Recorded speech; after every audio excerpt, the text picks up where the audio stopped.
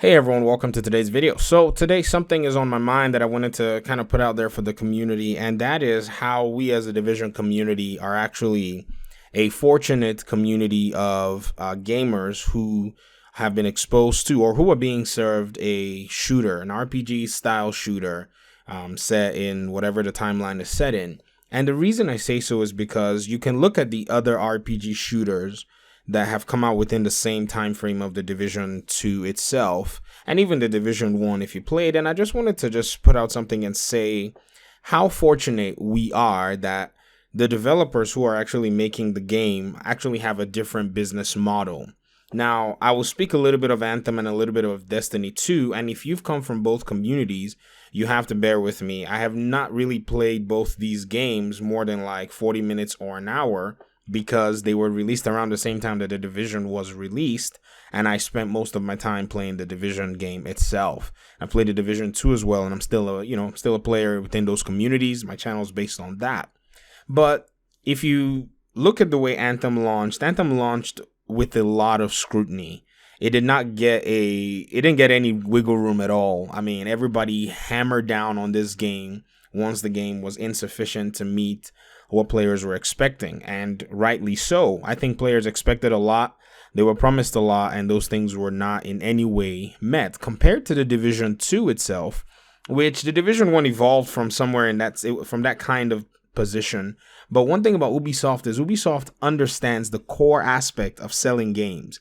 Now, I've said this many times, I genuinely see Ubisoft being on the same level very soon as a company like CD Projekt Red in terms of reputation.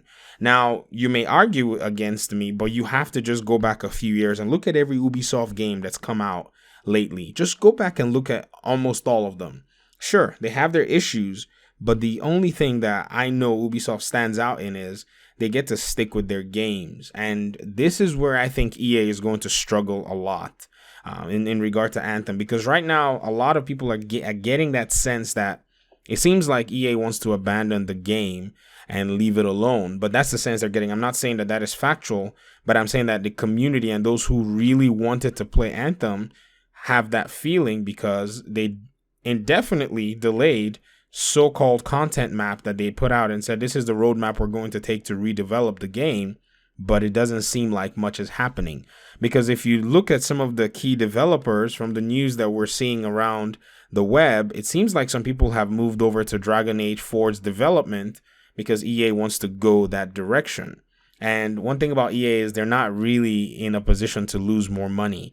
They've lost a lot of money from shares. You know, there was news about their share prices going down, about even some of their employees or executives. This is news. I don't know if this is confirmed, but it was out there that some of their executives were probably selling off their shares because it was not a really profitable time for the company. And then look at what happened with Battlefield 5, where the game just was an absolute dumbfire, which talks about the employees not getting a lot of their promised bonuses because Patrick Soderlund had made big mistakes.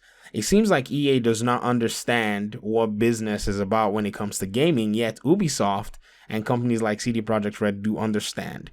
Now, why are we very fortunate as Division players compared to like Bungie's Destiny 2 or compared to Anthem?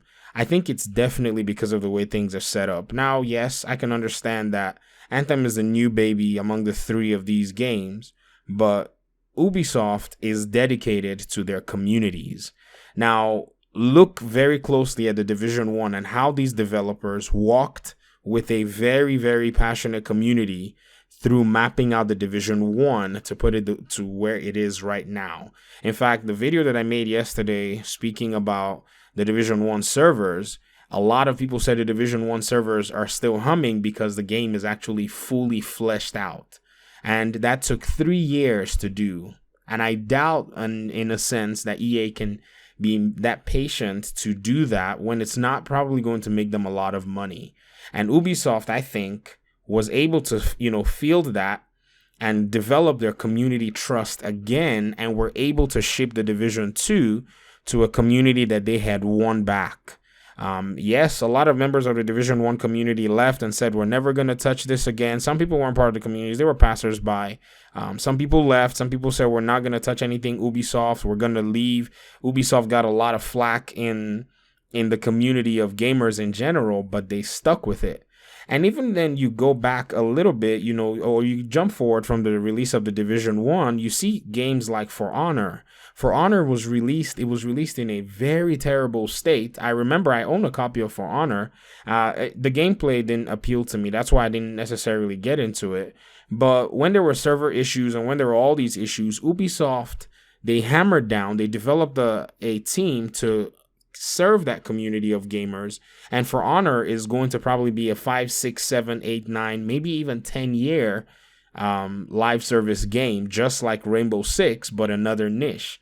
And so right now, if you mention the words For Honor, there's a community around there. In fact, I have a friend that still plays For Honor. I was like, man, you still play that game? And he said, yeah, there's actually like a serious community around it. So we as division agents are just fortunate. I think we happen to be attracted to the right game that has served us in this sense. Now, in regard to Destiny 2 and Bungie's setup, they had to deal with Activision's influence upon their own vision. And so there was already that tug and pull left and right. And eventually it led to the point where Destiny is now going to be going back to Bungie as their IP. And then if you look further into the news, a lot of the developers that have worked on Destiny in the past have left. I watched a video by Mtashed where he actually documented how many people had been leaving the Bungie team, and these were core developers. So perhaps there's a core vision that wants to be fulfilled in Bungie, and they're looking definitely at the division right now and wondering how in the world Massive was able to sail this ship through the storm and keep the community where they are. Now, a lot of people may hit this video and say, hey, but we still have unbalanced gear sets. We still have no build diversity. We don't have a dark zone that works.